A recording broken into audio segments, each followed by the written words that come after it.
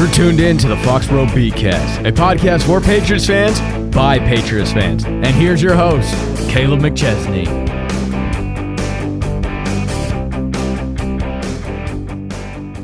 Hello and welcome to the Foxboro BeatCast, everybody. I'm your host, Kaleb McChesney. Alongside me, once again, full-time co-host at this point. I got to put your face on the graphic and your Twitter handle at the bottom, but we'll get to that point when we get there. Trent, back for another week. I'm sure you're excited. We got some stuff to talk about. We have the couple episodes of the Dynasty series on Apple TV that came out. We're going to discuss the next two episodes of that. Just a little bit, some takeaways, Spygate, big deal. And then we're going to go right into some Combine talk. The NFL Combine takes place this week and ends on Sunday. We'll have more to talk about coming out of it, but going into it, there's some things to talk about. Quarterbacks not exercising, wide receivers not doing their thing. Some things to talk about for sure. And then to close it off, we're going to have part 2 of our QB tier list segment that we had last week. If you guys don't remember that, please go check that out and then come back to us here. But, Trent, how was your week? Was good. I played basketball for the first time in 2 years and couldn't walk afterward.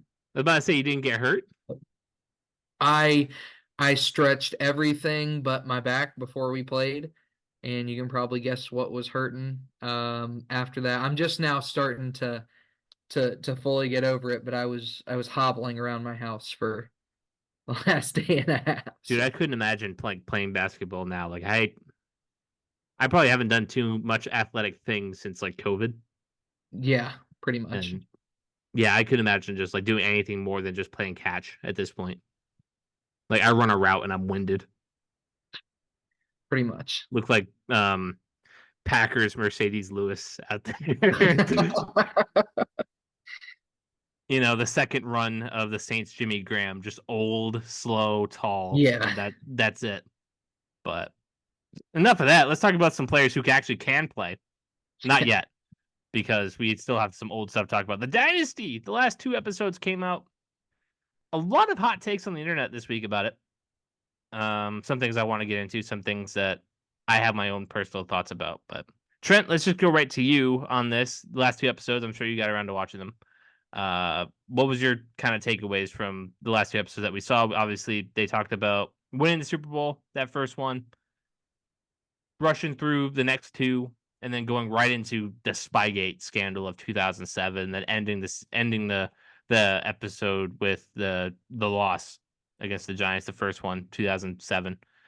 Let's just kick it right to you. What were some of your takeaways? Well, we were actually talking about it a little bit right before we started recording. Eric Mangini is crazy. I don't know how many other ways to say it. I love Coach Mangini on First Things First. I think he's a great TV personality. But that is a wild thing. Hard to look at him the same afterwards, right? Yeah, I know. I couldn't believe. I mean, I get that not only are you not on the Patriots anymore, you're on arguably their biggest divisional rival. At that point, yeah, they were the number 1. Yeah. Yeah, at that point. Not their biggest rival overall, because I think the Colts and the Steelers obviously were up there as well. But that is crazy to just immediately rat them out. And then one of my biggest takeaways was I didn't realize how cut and dry Spygate was. That they immediately were just like, yep, we did it. Sorry about that. Don't think it's that big of a deal. It wasn't like Deflategate, which we talked about a little bit, and I'm sure we'll talk about here in a few weeks, where they fought it tooth and nail. Deflategate was significantly more dumb than Spygate was. But Coach Mangini, that just being one of the most wild things I've ever seen. Randy Moss being just an absolute dog. I love Randy Moss to death. I'd be lying if I wasn't watching that thinking how cool it would be to have a Randy Moss Patriots jersey. I have one. Oh my God, that would be sick. That would be a cool add to the collection for sure. Yeah, so I guess I should whip that out next show I get around to. Sure. Yeah, got the nice white Patriots jerseys from back in the day too. Oh, nice. Those are like probably my favorite uniforms ever. Those 2000s, 2010s white Patriots. Oh wait, those road jerseys are just incredible. Our old uniform set was incredible. I don't know why we ever changed it. We didn't appreciate how cool the Brady era Patriots uniforms were Just until everything about that operation was just cool. yeah. And once you get past, the whole evil empire thing, and obviously Spygate had a huge deal of people falling out of love with the wholehearted, cool underdog Patriots. Once Spygate happened, it was like, oh, you guys are evil empire cheaters. The whole shebang. That's when it went all downhill for us as far as national publicity goes. Yeah, I think the not to this could be a whole discussion in and of itself, but I feel like the Patriots changed sports culture as a whole, how we look at dominant teams. Because you look at the Lakers dominated the 80s along with the Celtics, the two most popular teams in the league. Jordan's Bulls, I mean, probably the most popular sports team of all time. The Cowboys in the 90s, insanely popular. And then you get to the Patriots and everybody hates them. And I think the cheating was a big aspect of that. But now you look at anytime teams go from underdog to the favorites, it happened to the Seahawks, it happened to the Warriors, it's happening in real time to the Chiefs right now. And I think the Patriots were kind of that big shift to where now, before it was only really the Yankees that everybody hated. Now, anytime a team wins back-to-back titles, they're public enemy number one. No, right, and certainly the second time around, the Patriots kind of relished in that role of being the hated evil empire, and it worked out. You won three. You won three more. But yeah, I guess my big gripe. There's two of them. There's two gripes. If I'm gonna be really nitpicky, if I'm gonna be really mad about this whole thing, the two Super Bowls that we won following the first one, the one against Carolina Panthers in 2003, 2004, and then the second one against the Eagles 2004, 2005. I felt like they kind of brushed over those two seasons. And in those two seasons, I mean, you had Brady coming into his own form and being one of the best quarterbacks in the league, period, nonstop. I mean, that's when we became a dynasty after that second one. That Panther Super Bowl, one of the greatest Super Bowls ever played. If you go back and watch that game in full, it was just a rock fight back and forth. In the first quarter, no score. In the second quarter, offenses go back and forth. Third quarter, no score. Fourth quarter, it was insane. I remember watching that back for the first time ever. When I might have been a freshman in college at that point, and obviously COVID, you sit around and you have nothing else to watch, so you go back and watch old football games you've never seen before. And Super Bowl 37, or not 37, it'd be 38. Super Bowl 38, one of my favorite games ever to watch. And obviously between the two seasons, you had a 21 game win streak, something that's never been done in the NFL since or before. Kind of brushed over that. I don't know. I feel like they really brushed over two really, really good teams, two really, really good seasons. A lot of missed storylines. I mean, in the Panthers Super Bowl, we were playing with a long snapper we had just dragged out of retirement, and all postseason he was just missing these long snaps and making the games excruciatingly harder. And he nails the snap in the game winning kick against Carolina. And I learned that in one of the books from I think it was the Wickersham book that told me that. Better to be feared, if you guys haven't checked that out yet. But it's Seth Wickersham, so Patriots fans are already turning it off. He's not well loved around here for reporting Deflategate, even though nothing he really said was wrong. So yeah, I just felt like they missed out on some really good potential stories there for Spygate, where a big story probably should be one of the main focuses here, because that had a big deal of why the Patriots went down. I don't want to say a spiral, but kind of just becoming the public enemy number one, as we had just said. And not that the Spygate stuff wasn't interesting, because I think it captivated my attention. I think it captivated yours. But God, what a snooze Belichick was on this whole thing. And I get it. He doesn't want to talk about probably the most embarrassing thing of his career, second to letting Tom Brady walk. But God, you missed out on two really, really good seasons, two important seasons, Super Bowl winning seasons for that.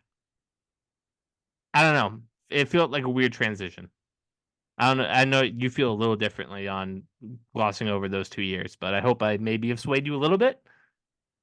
Well, I absolutely get, especially from a fan's perspective of the team, In a vacuum, I really liked the way they're structuring this so far. Um, even with glossing over those 2 years, I don't like the fact that they didn't even mention the streak. I feel like that's Did really you learn cool. that from me when I told you that? Yes, I did. I didn't know that. Yeah, 21 Um, games between the end of the 2003-2004 season into the 04. We didn't lose until I think maybe Halloween of that year to the Steelers. And I'm pretty sure in that AFC Championship game we had to go to Pittsburgh because of that, and Brady had the flu. Um, and I think it was that Steelers team or it was 2001. I can't remember, but another missed detail of just this useless Patriots information I have in my brain. But the Steelers had already planned their trip to go to the Super Bowl. And Belichick got his hands on this thing, and he reads it in front of his team as like bulletin board material. And then they go out and whoop them after the Steelers guarantee to win.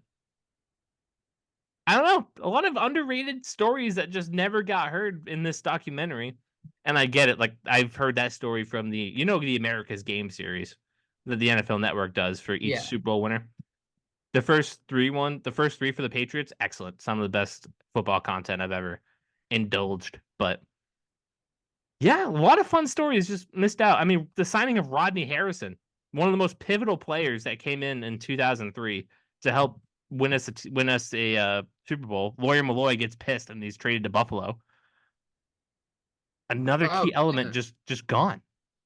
Yeah, that I didn't know either. There's that. There's the fact that I looked up while we were watching that Drew Bledsoe goes to Buffalo of Yeah. all places the year, and he's a Pro Bowler too. Mm-hmm. So not some scrub. He Dude, goes to the Buffalo. first game in 2003 2003 when they got Lawyer Malloy, and I think they already had Bledsoe because we let him go right after we won the Super Bowl. He wasn't sticking around for that.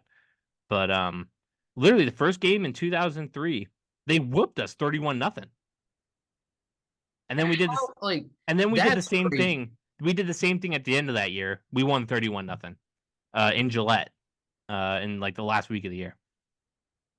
Yeah, I don't know how they didn't get more episodes commissioned because that is a crazy story, especially with how much time you spend on Bledsoe, especially curating this narrative that Drew Bledsoe was New England's favorite son when he was really just Robert Kraft's favorite son. There's that. I feel like they could have spent. Another gripe I had. I really don't like how they tried to make as many excuses as possible for losing that Super Bowl to the Giants.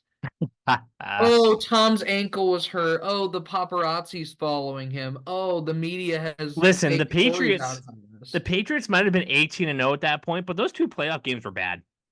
It was Yeah, some bad Patriots football going on in Gillette Stadium for the divisional round and the conference championship. I mean, against the Jaguars, they barely squeaked out. Against the Chargers, they almost lost to Philip Rivers on a torn ACL. I remember that. Yeah. It wasn't great football going on. Like the Giants, if that team rematched, the Patriots probably squeak it out. But The I'm not Patriots, confident in that. if they It's not play like that a game, if they play that game 10 times, I feel like the Patriots win 8 of them. Yeah, because the Giants won too. They were probably the better team in that last week of the year game that they totally brushed over. By the way, that game they played week 17 in 2007. To go 17-0, 16-0, whatever it was. Randy Moss caught a NFL record breaking 23 touchdowns. Brady threw his 50th touchdown. Same game, same pass. Kind of brushed over that too. It was a great Yeah, game. that was another thing. They didn't even mention how they mentioned how the offense was the highest scoring ever. They didn't mention how Brady and Moss had the greatest seasons we had ever seen at that point at their own positions in the same season. Yeah, there's some weird details just glossed over. Yeah, I don't know. I feel like if they're going the we care more about telling the most interesting stories and not really chronicling what is happening, this does not work if we're not going to get Bill Belichick to talk more. Like That was the second gripe. Go ahead, lead the if, charge. if they get to the point where we're starting to talk about the cracks forming between Brady and Belichick is again, I don't want to talk about it. what's the point of watching? Because Tom's not going to throw him under the bus. No. I can't imagine Tom's going to say too much about the whole situation. Other people might say it like I I like Kraft sure would. After oh yeah, after he came out and basically said, "Yeah, I called Bill a schmuck." After the that was awesome. I was like, I didn't see that coming. um, but yeah. So listen, just Patriots fans, work with me here. You guys are chronically bitching about how Belichick is getting the raw end of this deal, how he's getting the raw end of this documentary. Like he can't defend himself. I'm like, he's right there. He's sitting down. He's getting the chance to be interviewed. And what does he Yeah. say? I don't want to talk about it. Yeah, I've gone over this. Go read my previous Like, dude, this isn't a fucking press conference. Oh, I dropped the F bomb. Okay. Gloves are off at this point. Um, yeah, it's just And then you've got his mustached best friend saying, Ernie Adams. I'm taking it to my grave. Like, what is that supposed to mean? Ernie dog, what else man. is I out love there? Ernie. I love Ernie so much. He's really fun, but he did Bill no favors with that little, yeah, I'm taking the There are secret. some stories that I got, but some things are going to the grave with me. Did you guys kill somebody? Like, is there a body to be found somewhere? Just unbelievable how Patriots fans really believe that Belichick's getting the raw end of the deal here when he's literally he can comment on this stuff if he wants to. He can give his perspective. It doesn't necessarily mean we'll believe him. It doesn't necessarily mean that we're just going to buy everything he says. But what else are we supposed to believe when you just let people write the story for you? Yeah, and we were talking about this the other day when we were prepping for the show.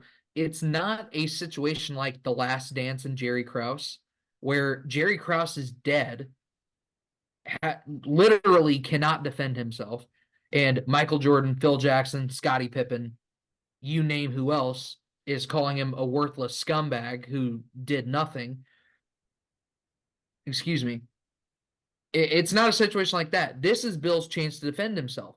Michael Jordan, when they started talking about his gambling addiction in the mid 90s, they didn't gloss over it. Nobody sugarcoated it, but he used that opportunity to defend himself, which is what Bill should be doing. I know Bill, and what bothers me a lot is that I don't think Bill Belichick went over some massive change in his personality in the last 15 years.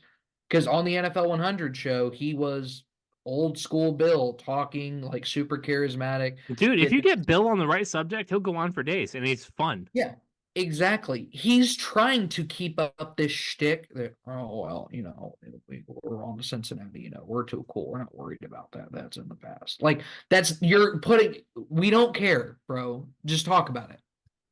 It's frustrating for me, and I'm not even a Patriots fan. I can only imagine how you feel. No, and I kind of come in expecting like, listen, on Spygate, I didn't expect much out of him.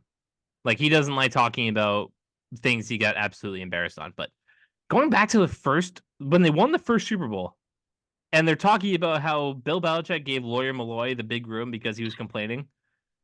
That was a prime opportunity for Belichick to kind of show off the fun side of his personality. He's telling that story like somebody just kicked his dog. Yeah. Like, no, this was funny.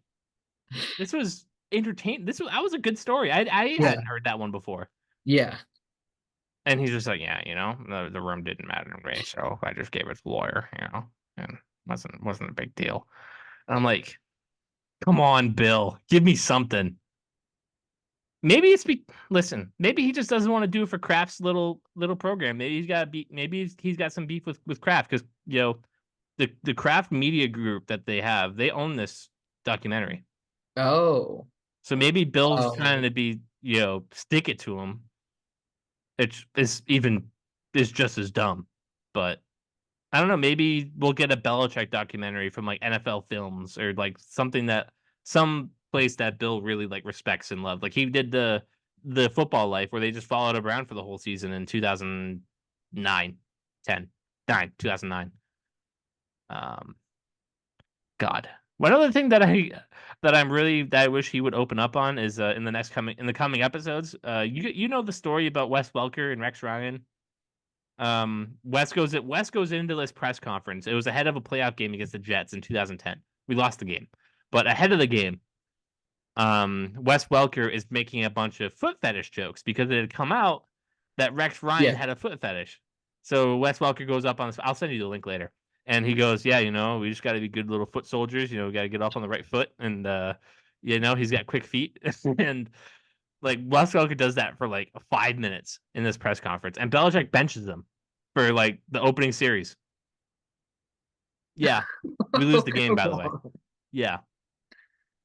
I'll send you that clip later. Wes Welker talked about it in his football life, and Belichick was on it, and he didn't say anything. So I don't think we're gonna get anything this time. But just another fun story that we're not gonna get too much on. How have we not heard from Wes Welker at all? By the way, he was on that 2017 team. I don't know. His Patriots relationship is kind of like Bledsoe's. It's a little weird. He doesn't have a great relationship with Belichick. Oh, I didn't know that.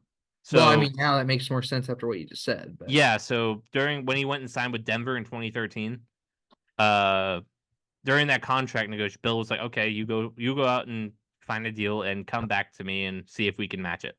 So Wes Welker did that, and Bill was like, "Yeah, we're not going to match it. You might as well go out and sign there." So Wes was like, "Okay."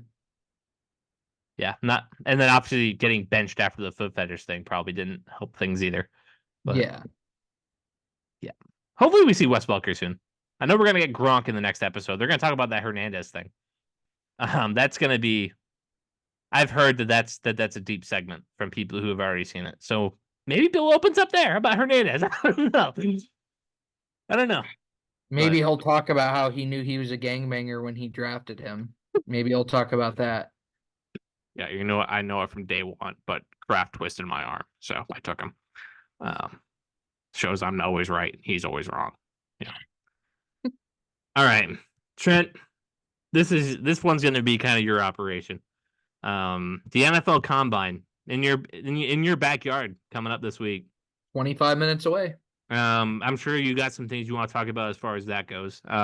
So I'll let you kind of take over this B block here before you give me back the reins to close the show. So NFL Combine, what's going on? What are the main stories coming out of it? What do you want to talk about? So what do you want to talk about, as Cody Rhodes might say?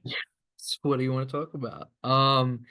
Yeah, the Combine sucks right now. I mean, to put it bluntly, all of the major stars coming in either aren't doing one part of the Combine or they're just not doing anything altogether, which is the case with Marvin Harrison Jr. Excuse me. It's been a growing issue over the last few years where guys are opting out, may not be doing certain drills. Caleb Williams, I believe, isn't going to throw. He's only going to do the measurables. Jaden Daniels isn't going to throw or do the measurables. He will come to Indy for the interviews, and Marvin Harrison Jr. I don't believe is coming at all. Which it's a back and forth discussion. It's kind of the same thing going on with the bowl games with players opting out. Is it really worth it? Is it not? There's a lot more to be gained from the Combine than playing in these bowl games, unless you're a guy like Marvin Harrison Jr., who for the last 2 years, you don't even watch college football, Caleb, really. And for the last 2 years, everyone has known Marvin Harrison Jr. is the next great wide receiver prospect. Yep. So he doesn't really have anything to gain by going to Indy and doing these drills and everything like that. But he has a lot to lose. If he has a bad day, people would be like, oh, maybe he's not the guy. Maybe he's not this, that, or the other. Get hurt.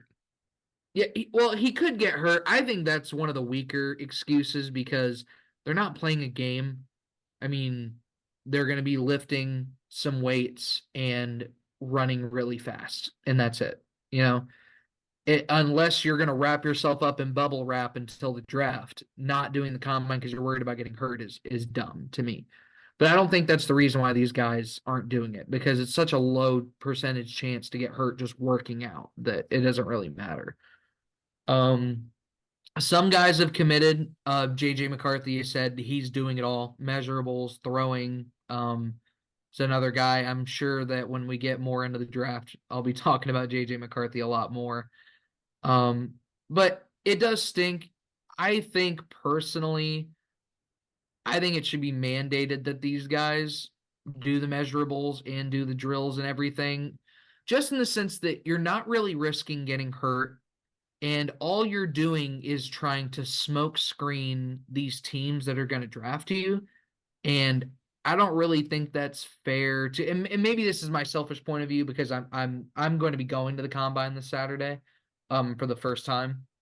But I just, it seems so lame is the only word that I can think of. It, Marvin Harrison Jr. Honestly, I think it's a bigger red flag that Marvin Harrison Jr. is worried about potentially hurting his draft stock by running a few routes against no defenders and running his 40 time. So, really, you think that that's why Marvin Harrison Jr. is not doing it because he thinks he's going to hurt his draft stock? I don't think it's necessarily that he thinks he's going to hurt his draft stock, but if you're not confident enough in your abilities that you know you're going to go out there and kill it, what are we even doing here? It shows a lack of confidence to me with anything. I think Kaleb Williams not wanting to throw out the combine. I think that guy has mental red flags left, right, and center. Why Jaden Daniels doesn't want to do the measurables when he could have a Anthony Richardson type day at the combine is beyond me. I don't know. I think two guys who are really going to win the weekend, and I don't know if Rome Odunze is doing all the measurables, but he is going to kill the combine. I JJ thought I saw McCarthy, something today that he wasn't doing anything. he may not. If he has, I haven't seen anything on Rome yet. I know Malik Neighbors, I believe, is not running the Let me go look at see what's up with Roma Dunze. First time I've ever typed that into Twitter. That's how not in on college football I am. Yeah, he's gonna run and test the combine, Andy. That's what we actually said yesterday. So no Okay. on Marvin Harrison Jr. or Malik Neighbors, as you said. I thought I must have gotten the two confused. Yeah, no, that's easy to the names get thrown around a lot together because Malik Neighbors and Romo Dunze most years would both be great wide receiver one options in the draft. All three of them just happen to be coming out at the same time. Some team is going to get a steal in Romo Dunze, and I think you'll kind of see why this weekend if you haven't already seen the tape. JJ McCarthy is going to be another guy that really improves his draft He's climbing stock. up draft boards. And He is. I'm telling you, I said this in the group chat. I'll say it right here. There is going to be talk about JJ McCarthy being the number one pick in the draft after this weekend. I'm not saying he's going to be the number one pick.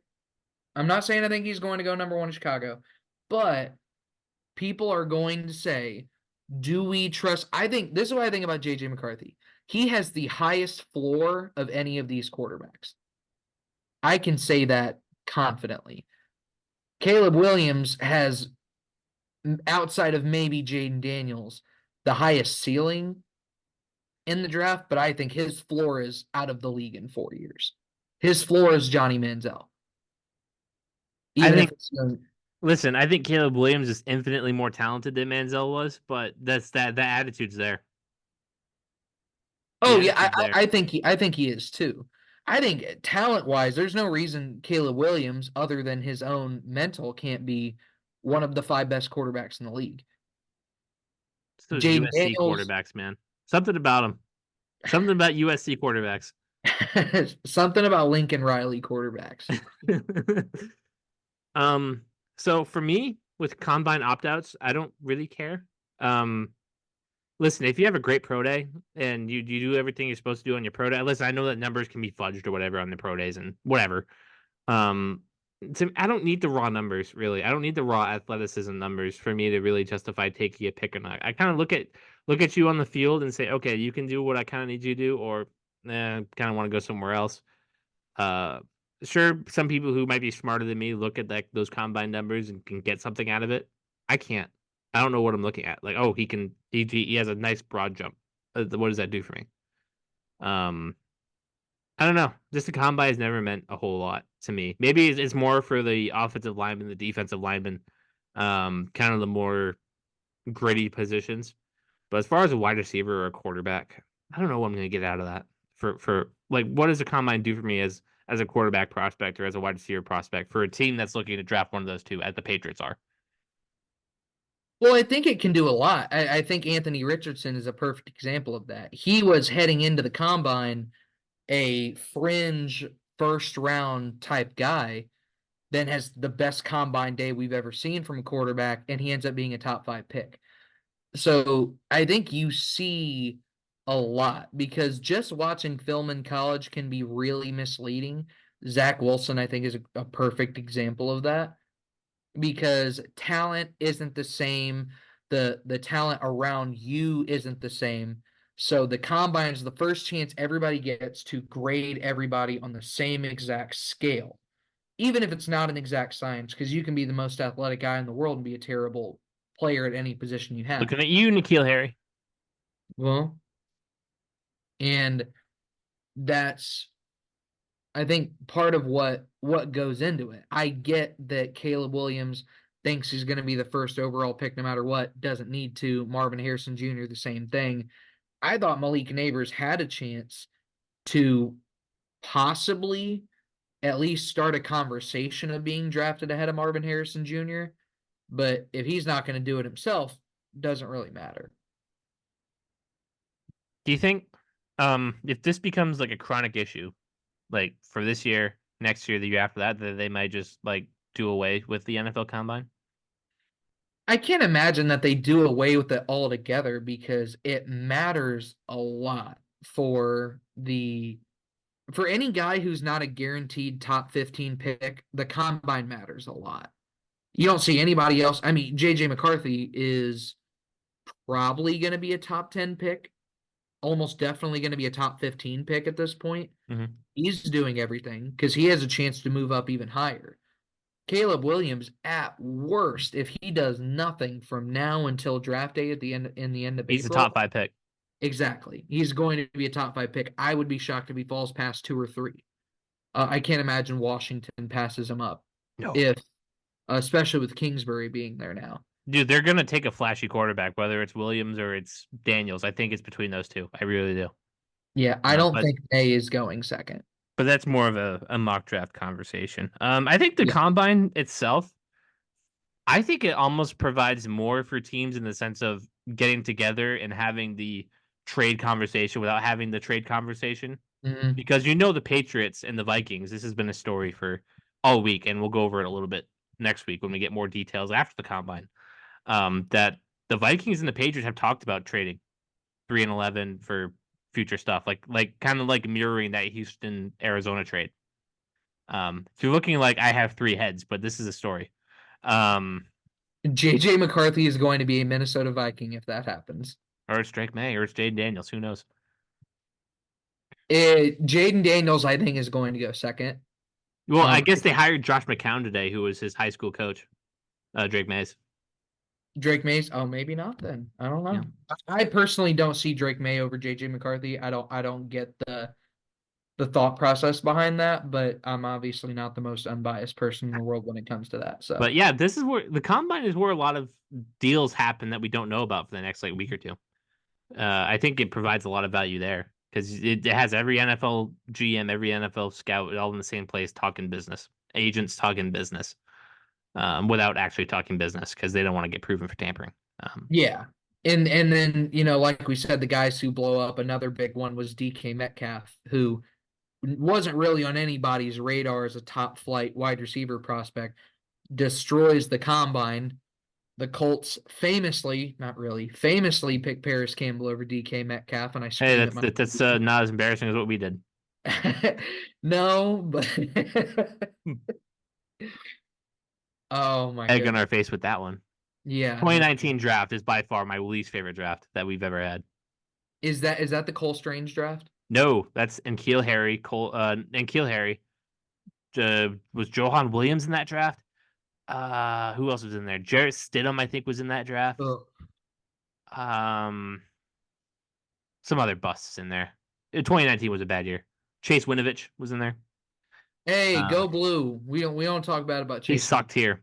That's my guy. No, He we don't sucked here. talk bad about Chase Winovich. He was awful. Couldn't set an edge to save his life. Michigan legend Chase Winovich. We Yeah, respect. now he's in Houston, I think. He No, actually might have retired. He's retired. No, he's retired. Yeah, because he sucks. He Anyway, got promoted to fan.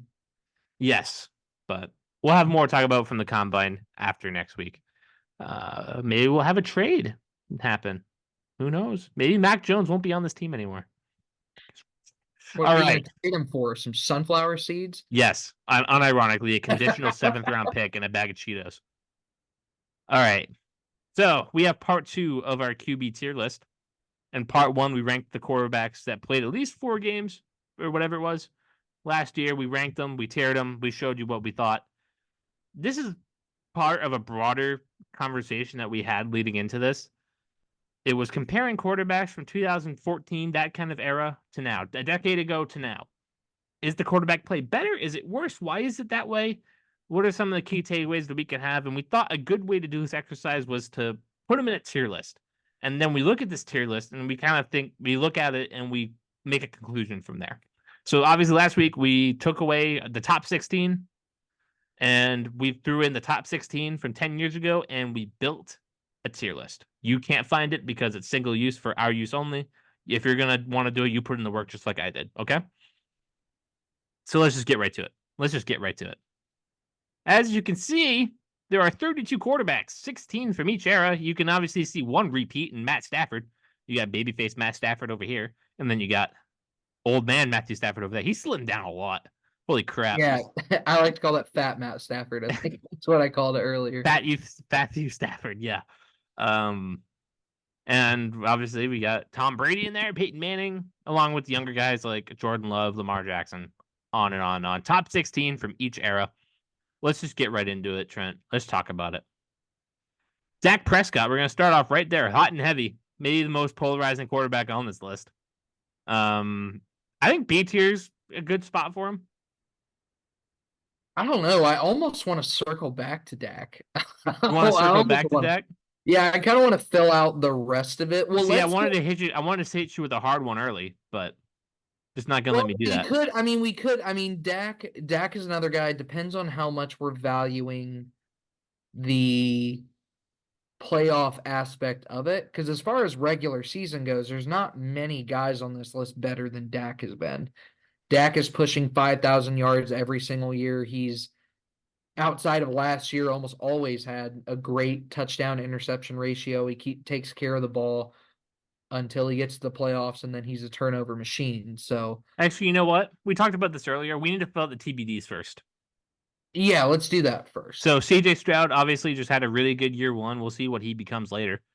Jalen Hurts. Some people would be mad about you doing that. What? Some people would be mad. Oh, people are already christening CJ Stroud as the greatest quarterback of all time. Just wait for that sophomore slump to hit. Trevor Lawrence, I still want to put there too. If I could put Hurts there, I can also put Trevor there. Jordan Love, still a little too early to tell. Brock Purdy, I think still a little too early to tell. Yeah. Outside of that, I think we got a good list. Yeah, I think everybody else we have enough on. We can make a definitive answer. Yeah. All right. So let's just start with Fat Stafford. I think he had some great ups. He had some weird downs in Detroit. He's hard to judge, but I think we'll put Baby Stafford in the C tier. You feel a way about that? Yeah, I think young Stafford gets hyped up a lot. Not that he wasn't a good quarterback, because he very much was, but it was a lot of garbage time, a lot of playing from behind, a lot of passing, because it kind of sounds like the next guy on the list. Have any more choices? The other guy on the list had a Super Bowl. Caleb, are we really going to get into this? Are we going to get into this? You know who else has a Super Bowl? Joe Flacco. We know where he's going. I know, but I'm just bitter about it. I know. But no, I think a young Stafford definitely C tier. Good, not great. Drew Brees, unfortunately, he's back. He's up there. Unfortunately, he's the back end of the top 10. But for those watching, Caleb and I have gotten to the Drew Brees argument many times. Dude, at least somebody's willing to have the argument with me. There was somebody back in 2020, before Rodgers was the unlikable douche really that he is, like today, like now it's like way worse than it was 4 years ago. There was somebody who literally ducked me for like it was a group meme for like 2 years. I wanted to have a format like this. I would live stream it to this group, and there'd be a moderator, and then it'd be me versus him, talking about Rodgers versus Breeze. He was on. I invited him to do it. He would just like chronically complain about, oh, why do you guys always put Rodgers over Breeze? And then we'd be like, okay, have a conversation with me about it. He's like, no, I don't want to. Go in, I, go in, I, go into I don't draft know chat. why. Go into draft chat and type in hashtag Joe Fierce Caleb and see what comes up. I'm not in draft chat.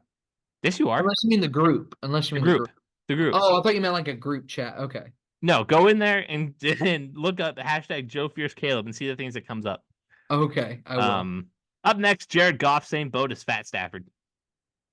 Same boat. Yeah. Good, not great. Some highs, some lows. If I could put Stafford in a tier, or if I could put Goff in a tier below, I probably would. That just seems gross. Yeah, I mean Stafford had more raw talent for sure, but For sure. up We'll next, take it. I think we have our first B tier up next. Yeah, I think Matt Ryan wasn't the greatest quarterback in the Super world, but consistent. I feel like he's been kind of underrated since 28-3. I feel like we Super consistent, super yeah, underrated, super efficient. Those offenses in Atlanta were never bad. yeah. Like he was more than fine. He Yeah, I could mean the guy won probably an MVP. okay. The MVP was kind of was I don't want to say it was fraudulent because he had a great year. But if Brady wasn't suspended, does he win that MVP? I don't know.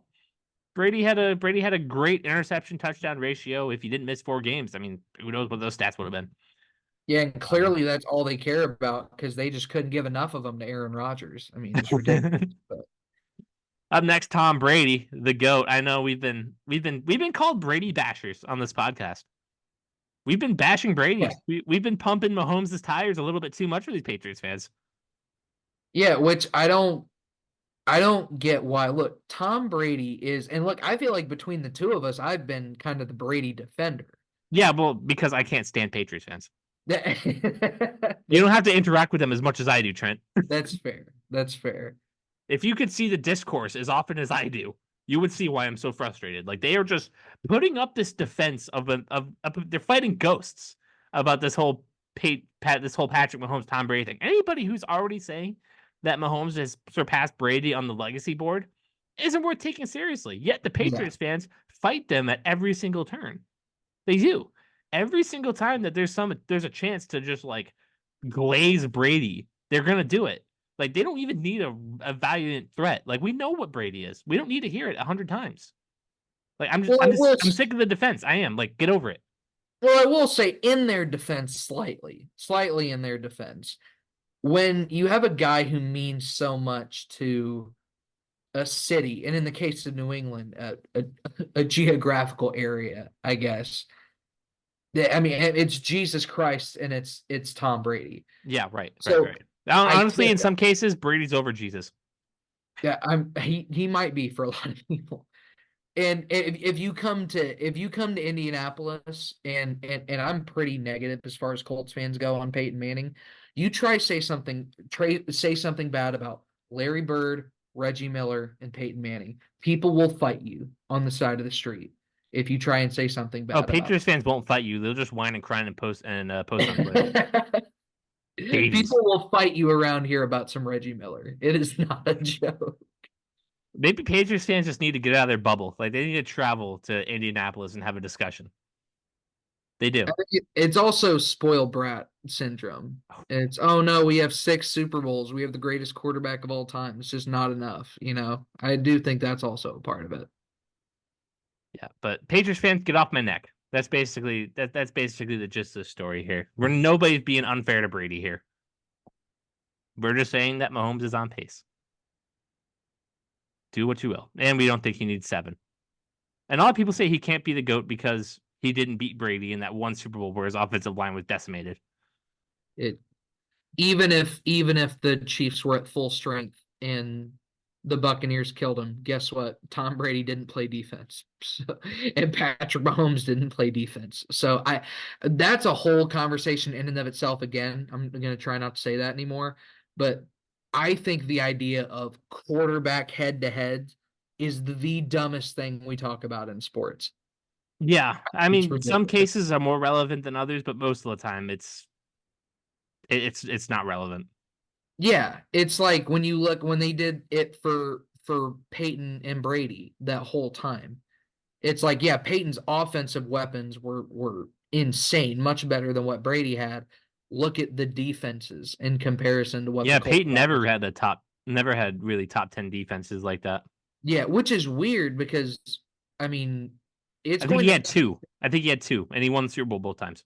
yeah, Peyton Manning, at least on the Colts, played with potentially 4 Hall of Famers on defense.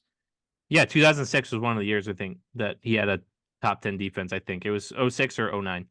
Yeah, I mean, Dwight Freeney's in the Hall of Fame now. Robert Mathis is going to be in the Hall of Fame. Bob Sanders isn't going to go in the Hall of Fame because of injury, but talent-wise is a Hall of Fame level talent. So, but those defenses were never great. So I don't know. That's we shouldn't get off on the whole tangent. We got a lot of people to get through, but the whole quarterback versus quarterback head to head is the dumbest thing we talk about. It's a cool storyline, but it shouldn't really be more than a cool storyline. Yeah, pretty much. Russell Wilson, he had a lot of great years in Seattle.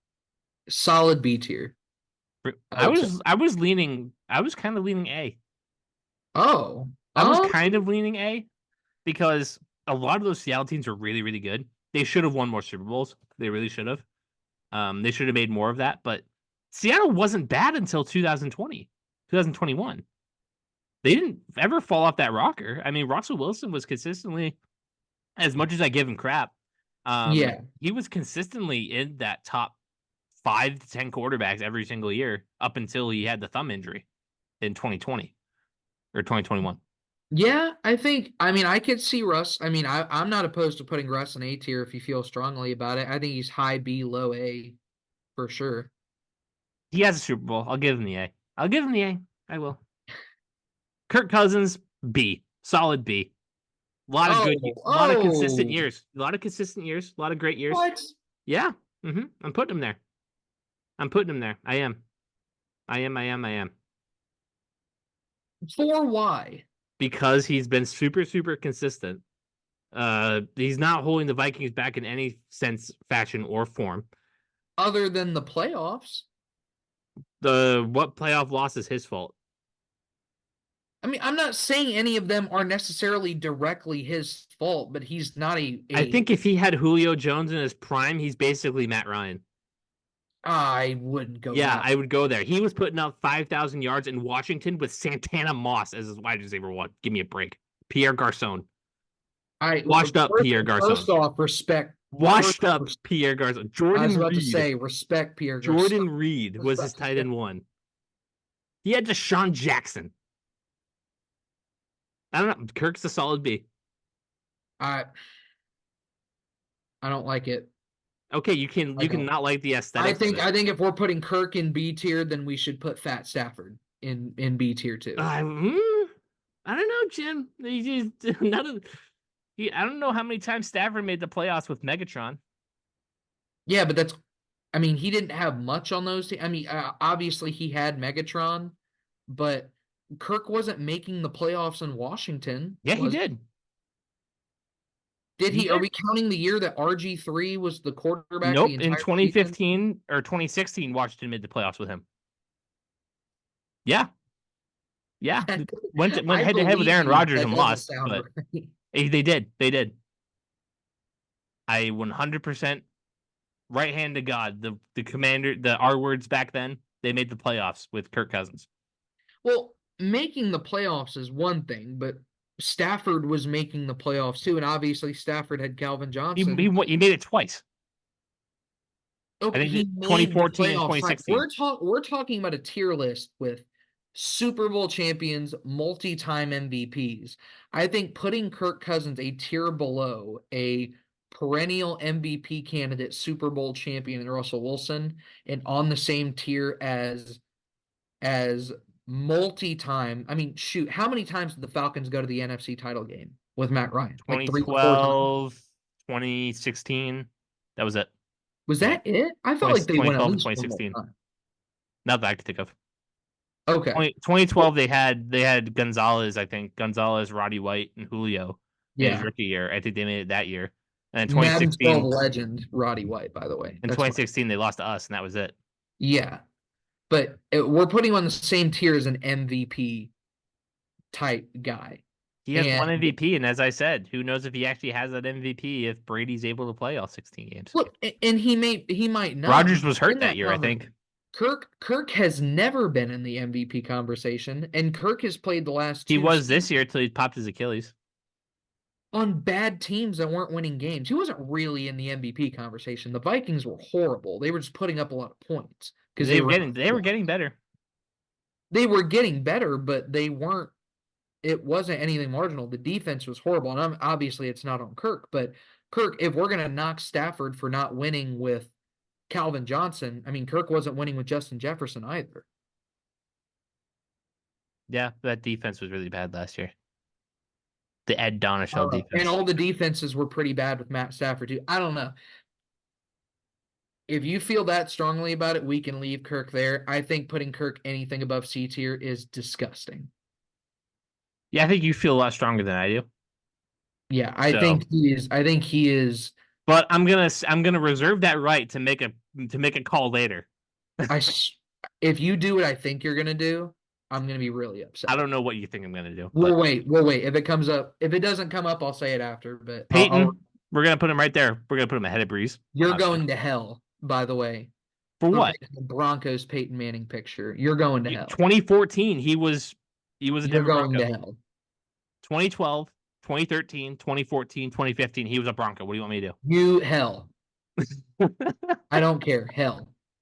Aren't you low on Peyton according to Colts fans? Hell.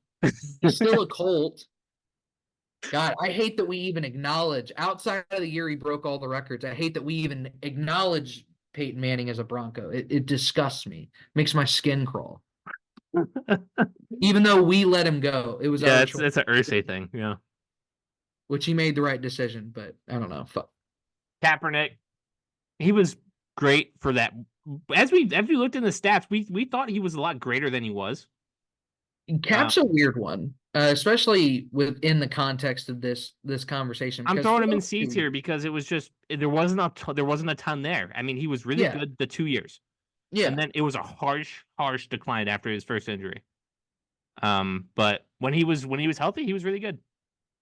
Yeah, I think Cap has some records that even in this era of quarterback mobility, and you're seeing it more and more and more, those games where he was torching not the 49ers, excuse me, torching the Packers in the playoffs, it is some of the most absurd stuff you will ever see out of a quarterback. I mean, he holds playoff records that have held strong for 10 years. No one's even come close. I think it's going to be a while before anyone comes close again either. Yeah, but no, you know who else holds playoff records? Who? Sony Michel. Okay. Just throwing the context in there. Yeah, but does he have any like cool records though? Like most rushing yards by a quarterback in a playoff game?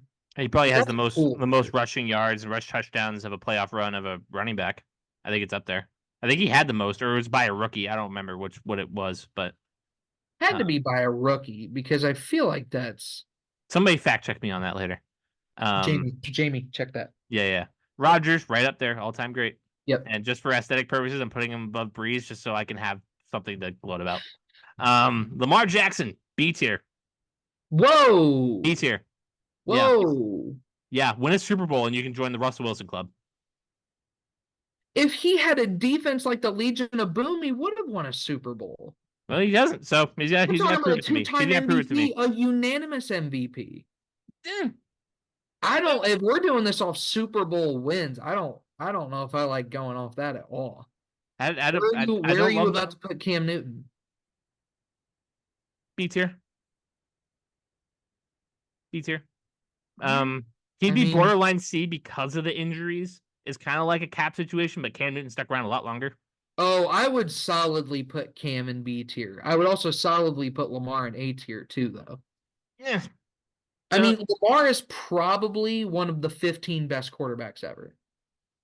If we're just looking at resume, I mean, he's going to be the greatest rushing quarterback of all time. He's got multiple MVPs. We'll see what happens in the playoffs, but if you look at all these guys, I mean, well, how you many just made guys a friend in Ken for sure. well, how many guys on this list have played with worse or on par bad wide receiver talent as Lamar? Brady did for a lot of his Cam run, Newton, but Cam did. Cam did for sure, but Cam also Eli. didn't have. I mean, I don't know about Eli. I mean, Mario Manningham is by far better than any receiver that he's ever played with, and I don't even know if Mario Manningham is the best receiver that Eli played It's with. between him and Victor Cruz. If we're gonna exclude Eli, if we're gonna exclude Odell from that late kind of conversation there. Well, I would include Odell. I mean, obviously, Prime Odell is way better than anybody Lamar has played with. I think Lamar has done a lot with a little because they have given him no help on the offensive side of the ball other than Mark Andrews. And if you want to throw Patrick Ricard in there, sure. I wasn't gonna throw a fullback in there, but Well, that's what I'm saying. I mean, we're talking about Duvernay and Patrick Bateman, who they've been waiting to blow up for 4 years now, it feels like. I don't know. I would solidly put Lamar A tier. I guess we just had the Cam Newton conversation. If he stayed Yeah. healthy, if TJ Watt didn't destroy his shoulder, he'd be an A Yeah. tier, I think.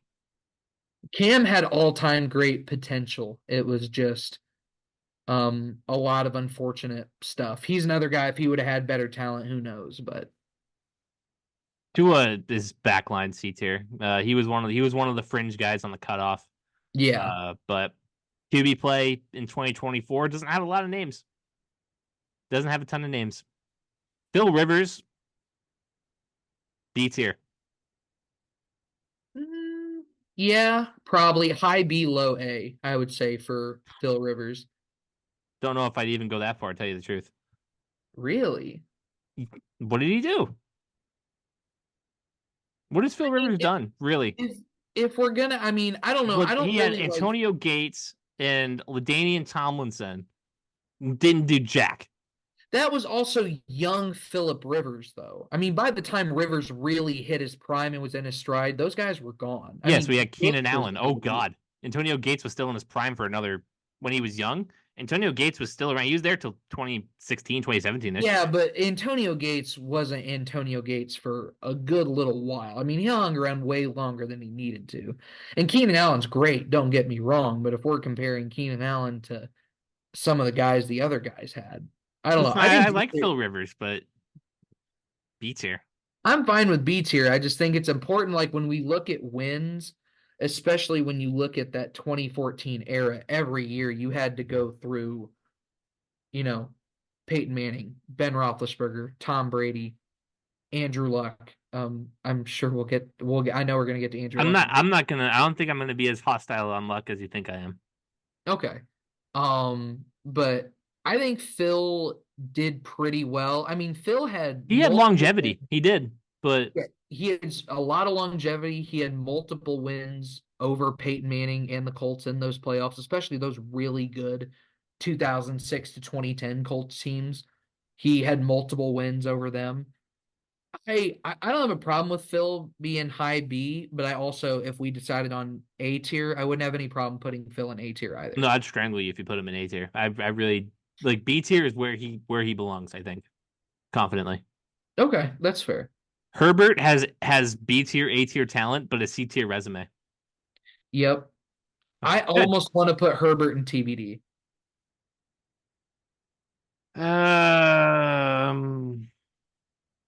You know what? I'll do it. I'll do it. I'll cave. I'll do it. Because I still feel like, and I know we had this conversation last week when we did it, but I still feel like we haven't seen Herbert in a situation where winning is even remotely possible. We'll see it this year. Yeah. Now, if he stinks this year, because we've seen what Harbaugh can do with one off season of prep. So this is it. Herbert and the team better show us something, or my opinion on Justin Herbert is going to change a lot. Me too. Eli, he has the 2 Super Bowls. He does. A lot of good years. 2014, he was kind of on the back end. Yeah. He's high C. He's high C, low B. I expected you to go high B, low A on Eli. I wouldn't go A. I love a B. I'll happily take a B, but I will come down to a C if it's really that bad. I mean, for me, Eli, it was just he was super super streaky, but you get him in the playoffs and he turned it up Yeah. every single time. Even the game, even when they were 1 and done against Green Bay and Lambeau 2016, 2015, that was still he had a good game. That was a good year for the Giants. I Yep. really want to put him in B, but if you feel weird about it, I will hear the conversation. But I think B is about where he belongs. No, I think B is fine. I have no problem putting him above those guys. I think Eli, while he was far from the best regular season quarterback in the world. There is something to be said about a guy who gets into the playoffs and plays his best ball when his team needs him to the most. Like there's something to be said about that, especially with a guy with 2 Super Bowls on teams that offensively weren't super talented. Those defenses were crazy, but no, I think B tier. I think mid tier B tier is perfect for Eli. Mahomes, we had the conversation over and over and over again. He's number 2 all time already. Like it or not, he is. Peyton Manning has a fat ass forehead, man. I Yep. know it's been memed to death, but God. Look at it. It's unbelievable. It's not even a receding hairline either, like Breeze. Like he just has a big head. Flacco, he has a Super Bowl, sure, See, but I feel C as well. yeah. It was kind of fluky. Big Ben, it's A tier all time great. Um, 2 Super Bowls, a very good regular season quarterback. Couldn't stay durable. He couldn't stay healthy at the end. But anything less than A, I think, is a war crime. oh, he's absolutely A at the very least, yeah. But all time Um, great, I don't know. Like we have a really good group of guys up there. I feel like there's definitely a step between Breeze and Ben. I don't know if there is. I mean, Ben played with a lot of really good wide receivers. I mean, Santonio Holmes, Hines Ward, Antonio Brown. He played with a lot of really good guys, and I think, and he also played with Mike Tomlin, which I think is, and Bill Cowher for that matter. So I think he had a lot going for him, but he also, you look at some of the seasons he had, especially in that 2013, 2014 era. Ben was crazy. Yeah, but the Steelers were I, bad too. It was weird. It was a weird time. They'd go like yeah. they go 8-8, and Ben would just casually throw for like 5,400 yards. Yeah, exactly. He would throw for like 5,000. He'd throw for like 48 touchdowns and 6 picks, and you'd just be like, damn. Is at the end of the year, like Ben had a really good I'll season. put him in all time great, but he's the last guy there. Yeah, I don't think I see the argument either way. I think I would solidly take a Breeze before I took Me Ben, too. but I also don't think it's too much of a gap. Okay, so all time great it is. All right, Stafford, B tier. He's better than Fat Stafford, but Yeah, I think it's fair. Luck. Listen. If his career wasn't shortened, it'd be A tier, all time great. His career was shortened. I think you got to put him at the top of the B. I would put him A tier. But You can't I feel like you definitely can. make the case. So here's the case. Here's the case. All Now, right, I'm listening. if we're comparing the total resumes of a guy like Philip Rivers or Matt Ryan or a Ben Roethlisberger to Andrew Luck, obviously Luck isn't going to stack up. But the numbers Luck had and the career he had up till that point, I'm pretty sure I've seen graphics and stats before where Luck's numbers through I believe the 7 full seasons that he played in Might Indy have been 6. might have been 6. Might have been 2012 to 2018, 6-ish. yeah. They're pretty damn close to what Peyton Manning had through his first 7 years. And that's yards, touchdowns, much better at keeping control of the ball. He was, from the second he stepped on an NFL field, a top 6 or 7 quarterback in the league. And he was that his entire career. Like, was there at any point from I'll put it to you like this. In 2012, like by the end of that first season, if you could pick pick one guy to win you a game between Luck, Phillip Rivers, Matt Ryan, and Russell Wilson, who would you pick to win the game? Russell Wilson, 2012 was also his rookie year. Yes, it was. Give me the names again. So Rivers, Matt Ryan, Russell Wilson, Andrew Luck. Who would you take? Probably Luck. I mean, if you want to put him in B tier just because of the lack of resume, I'm fine with that. But if we're just talking from this guy is as good as blank, or this guy, I mean, shoot, who would you rather have quarterbacking your team, one game on the line, prime Drew Brees or prime Andrew Luck? Luck, but that's because I hate Brees. I think Brees is Big kind Ben of, or Andrew Luck. I think Brees is kind of a choking dog. Ben, I'll take Luck in that spot too. I disagree about the Brees being a choking dog, but that's besides choking dog. We don't need to get into all that. You can't support the player, not the person, the player, Aaron Rodgers, as much as you do, and say that the big. Well, yeah, sure, because I think Rodgers is superbly more talented than Brees is. And I think if they're both equally kind of choking dogs. Okay, that's fair. We don't need to get. But Rodgers kind of had a strong grip on his division when Brees didn't, and that division was garbage. The NFC North was pretty good, all things considered. There was it came first, but they were so much better. They were so much better than the NFC North or NFC South. They were. I don't know if I agree with that. The NFC South was consistently the worst division in football. I don't agree with that. Look, the Panthers, it just in 2014, the Panthers made a Super Bowl. The Falcons made a Super Bowl. The Buccaneers were bad, but you had 3 teams in that division competing for, in that era, Super Bowls. The Lions were terrible. The Bears were terrible. The Vikings were fine at best. Bears made some playoff games. The Lions made some playoff games.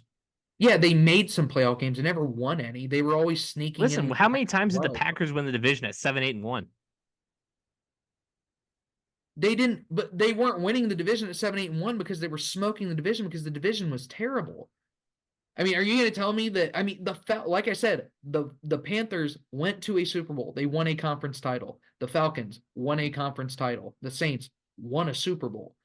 No team in the NFC North has even competed for Super Bowls outside of the Packers. The Vikings had 1 year, the Minneapolis Miracle year, and that was it. Yeah, and Rodgers had a broken collarbone. Exactly.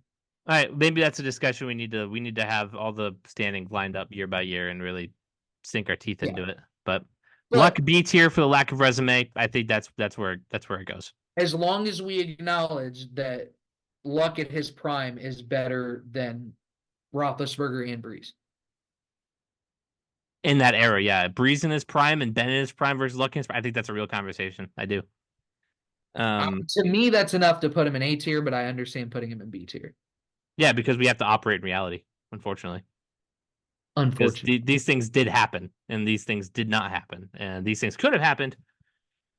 Allen's C. Hold on, time out. Allen's C tier. He is. Real quick. We are talking about things that happened.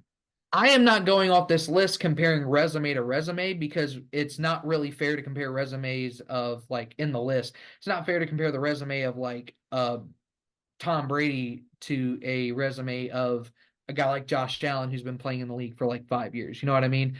I'm just going off of how good these guys are for the most part, and Luck, talent-wise, and how he played on the field was better than those guys. If that makes sense. Obviously, Luck isn't an all-time great. Sure, but I still feel like we have to, when we're doing a ranking like this, we have to take the resumes into account a little bit. No, for sure. I'm not saying that we should completely leave it out. I don't know. I feel like it's semantics at this point. B tier is fine. C tier for Josh Allen? Hot take, maybe? Not really. I don't think so. No, I think C tier is where it's at. What has he done? Has he done anything? He's had a stronghold on a trash AFC East that was trash before, and he hasn't done anything with it. He had Mahomes home for a playoff game and didn't get it. Putting Kirk Cousins and Josh Allen on the same tier feels gross to me. It does feel gross, but Kirk's resume and Josh Allen's resume it matches. It really does. In a couple of years, Allen's going to blow past it probably. Kirk has also played in 5 or 6 more seasons than Josh Allen has. So I think that says more about Josh Allen than it does about Kirk Cousins. Listen, we put Kirk in C and Allen's in C, and I think I wouldn't take Josh Allen's career over Stafford, Eli, Cam, Ryan, Rivers, or I wouldn't take it over. I wouldn't take it over those guys, but I also think that I think he's closer to Fat Stafford than he is Ram Stafford. I disagree with that. I think if Josh Allen was coached by Sean McVay, if you take Matt Stafford off that team and you put Josh Allen on it, I think they still probably win that Super Bowl. Probably, yeah, but I still have to operate in what's going on. Well, we also have to put context into it, though. Like, he's being coached by an absolute doofus. We both agree that McDermott's a horrible head coach. Horrible is probably a strong word, but not very good. He's got one weapon on offense in Stephon Diggs, and the defense the last few years hasn't been the best. And most of the years, who is he losing to in the playoffs? The Chiefs. So whereas Matt Stafford went to his Super Bowl going through the not that great NFC. If the Bills were in the NFC this past year, outside of the Niners, they're probably going to the Super Bowl. So I would put Josh Allen in B pretty strongly. I think he's significantly better than everybody on that tier. Even if I don't trust him that much in the playoffs, I think he's much better than everybody on that tier. Fine, but he's the first guy off. Even if the guy's coming. Fine by me. Carson Palmer. He had a career resurrection down in Arizona. He made a couple Pro Bowls. He had a couple MVP votes, but that Arizona team was too loaded to not do anything with. He's C tier. Carson Palmer's on this list because we needed the 16th guy. It was between him and Alex Smith, folks. Yeah. It was between him and Alex Smith. Kyler Murray C tier as well. Yeah. Tony Romo, solid career, nothing great. C tier. He belongs there with those guys. Yep. Dak Prescott. Mm. We have some hot hitters here at the end. We do. It was Joe Burrow last by design. Yep. I think Dak is B tier. I would put him on the same reasoning I used for Josh Allen, I would use for Dak Prescott. Joe Burrow, he's B tier too. Yeah. Dude, you're not gonna tell me that Joe Burrow's A tier. Give me a break. I'm not necessarily saying he's A tier. Burrow's really weird for this list because when we talk about resume and things like that, the guy's been in the league for 4 years. 4 years now, and he already has an AFC title, and he's the only guy not named Tom Brady to beat Patrick Mahomes in the playoffs. I mean, you go down this list. Luck never made a Super Bowl. Lamar Jackson hasn't made a Super Bowl, and I think Lamar's better. I mean, if you listen to last week's conversation, you know that. But Rivers never made a Super Bowl. Stafford up until that final year. I mean, it took Stafford like 15 years to make a Super Bowl. Dak hasn't. So if I'm gonna like order the tier, I'd probably put Burrow behind Eli there. Yeah. But yeah, that's fair. Yeah, no, not A tier. Couldn't do it. It's gross. A tier is so lonely. I thought we would have more guys in A tier. Nope. And even then, I really think it should only be one. I really think it should just be Russell Wilson there. By the way, when I said that you get one, when you were saying you get one earlier for putting Lamar in A tier, you were gonna try and argue Romo for B tier, and that's no. Romo had a solid career.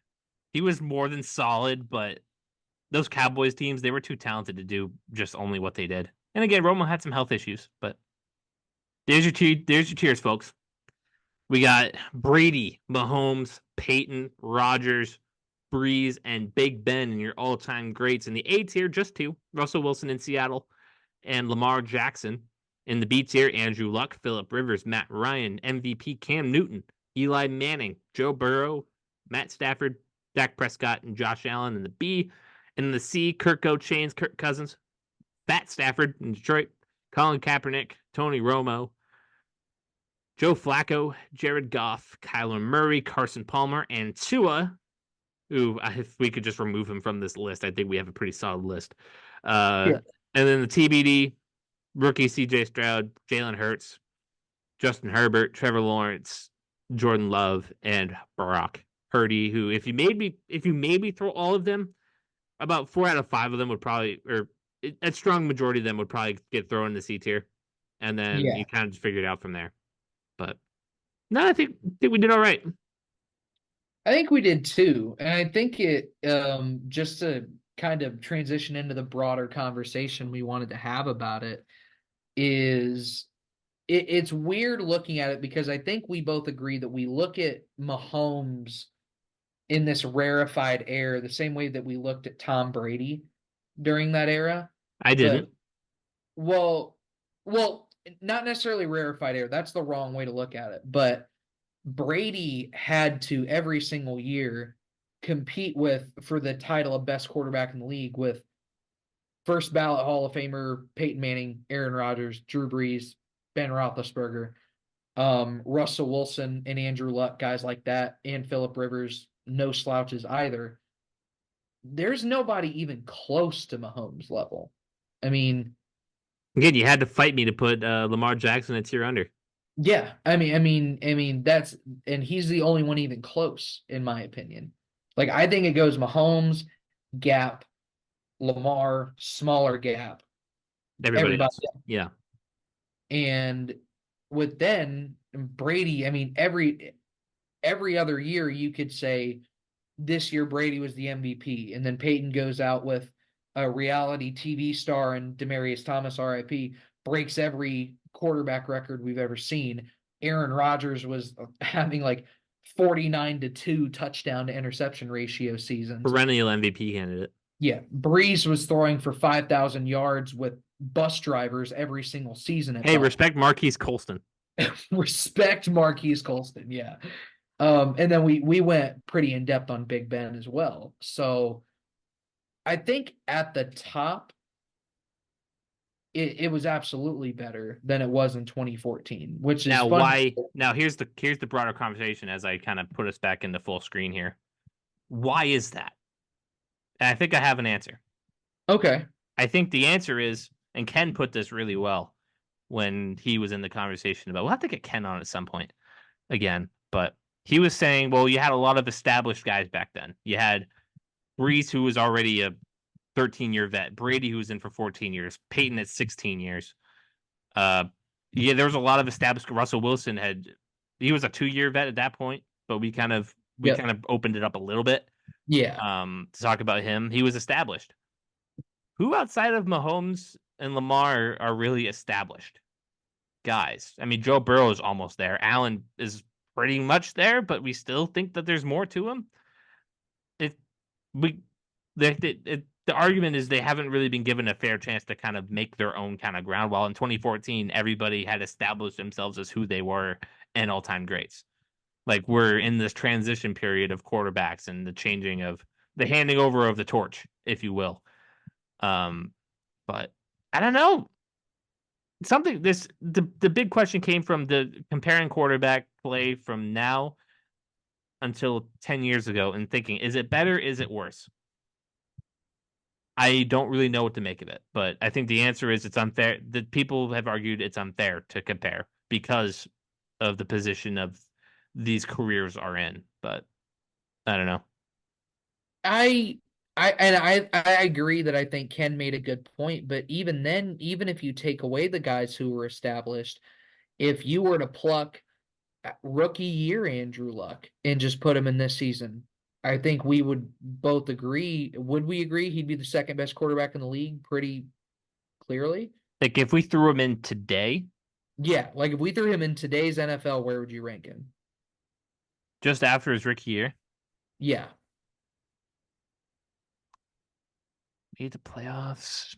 Had a pretty top 3. Yeah. I mean, top three. And then you have Russell Wilson on top of that, who were young guys. It felt like there were guys coming into the league at that point who were surefire, lock, no doubt, franchise cornerstones that ended up living up to the hype. And you have guys in the league where I don't know if it's fair to say Burrow was supposed to be that. Lamar definitely wasn't. Josh Allen wasn't either, but Trevor Lawrence was supposed to be the next Peyton Manning. And And while we still have him in TBD. yeah, and we still have him in TBD. And while I understand he plays in Jacksonville and he had to deal with his rookie season being under Urban Meyer, there's a lot of questions around Trevor after this year. There's a lot of questions around everybody. Like I've brought it up on the podcast a few times. How many teams in the NFL feel really good about their quarterback situation? And outside of Kansas City, Baltimore? Yeah, there's reasons to be concerned after that. Yeah. Josh Allen can't get everybody it has done questions. after January. Yep. Joe Burrow's got injuries. Yep. Miami with Tua. I mean, the list goes on and on. Yeah. But I don't know. Is it fair to compare? You think? Is it I fair don't to question that like Brady had harder Brady in the context of where this came from, which was a stupid tweet of Brady had to go through gauntlets of quarterbacks, and Mahomes doesn't have to go through anything. So of course Mahomes is going to win just as much as Brady did. Like it was a Brady defense cope tweet, which is why I hated it. yeah. Which Because again goes into I don't think it comes from a good place. no, it doesn't. And that also goes into the thing I said earlier about how quarterback versus quarterback is like he had to go through these quarterbacks. No, he had to go through their defenses, but for the most part, obviously you still have to outscore them. But when you're Brady and you always have a great defense, don't really have to do that too much. But I think there is something to be said about it. I mean, Mahomes had to go through a team that I mean, did Brady ever have to play a team as solid top to bottom as the 49ers this year? Seattle, 2014. Seattle's a good one. Yeah, Seattle was really good. The Rams team in 2018 was kind of similar to the Niners of today. Yeah, but they had a glaring hole at quarterback though. I mean, Which we felt the same about the Niners up until that point. yeah, and we were wrong. We were wrong, as we've said many times in the pod. But I think there is something to be said about it. I don't think the gap is just because Mahomes is that good, which I think he is that good. But there were guys who stepped up and snatched it away from Brady, and Brady would go and snatch it right back. You know, there was a period of time where everyone consensusly said Peyton Manning's the best quarterback in the NFL. Then it was Brady. Then it was Rodgers. Then for a small period, it was like, is Drew Brees in that conversation? Like small Matt period. Ryan won an MVP. Yep, Matt Ryan won an MVP. Cam Newton had one of the best seasons we've ever seen from a quarterback, which I think, in fairness to today's era, I think that Cam MVP season was very similar to the Lamar MVP season, the first one. But guys just aren't. It feels like while guys would step up and would meet Brady at that level, other than Peyton Manning, most of the time they played in the playoffs, they would step up to that challenge, whereas guys step up to Patrick Mahomes and piss down their leg nowadays. So, Yeah. So there's that conversation. Let us know what you think. We've been going. That was a solid show. Solid hour and a half show. Trent, thank you again. We're gonna come on next week. We're gonna talk about some combine. We're gonna talk about some rumors. We're gonna talk about some draft. It's gonna be awesome. See if we can bring on a third. I like our one-on-one dynamic, but we got to mix it up a little bit. oh, for sure. We should mix it up a little bit. We'll see what Ken's doing next week. For all those watching, thank you so much. Make sure you like, subscribe, comment what you think about any of the things we went over, and watch the Dynasty episode coming out either tomorrow or Friday, or I don't know which day it comes out on. I think it's the 20. I think it's the 29th. Okay.